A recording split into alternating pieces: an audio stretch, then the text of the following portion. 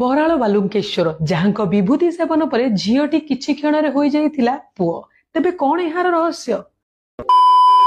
पुरी जिला सत्यवादी सर्वपुरातन शैवपीठ बाबा बराल बालुंकेश्वर महादेव मंदिर। एही मंदिर तृतीय जुगर बोली विश्वास रही।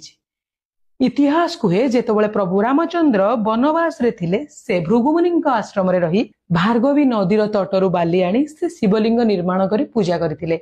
सेही लिंग आज बराल बालुंकेश्वर नाम रे विश्वविख्यात। किंबदंती अनुसार आठगड़ राजंकर 7टी झियो थिले। बाबांकर जणे सेवायत राजा को भेटी प्रतिश्रुति देथिले तांकर परवर्ती संतान पुओ हेबो, किंतु पुनश्च तांकर झियोटिए होइथिला। बाबांकर सेही सेवायतंक निर्देश क्रमे राजा निज झियो को बाबांक विभूति खुआई कदली पत्र उपरे ओलटाई शुआई देथिले। बाबांकर अलौकिक महिमा हेतु किछि क्षण मध्यरे झियोटी पुओरे परिणत होई जाइतिला। सेबेठारु ही लोकमानंकर अगाध विश्वास भरोसा रहिछि कि जेउ मानंकर कोनोसी संतान हेउ नथाय बा बंध्या दोष थिले एठाकू आसी मानसिक कले बाबा तांकर कोळ पूर्ण करिता। जदि आपण माने केबे पुरी जाउछन्ती सत्यवादी रे एही पुरातन शैवपीठ को आसीबा पई जमा भी भूलिबेनी।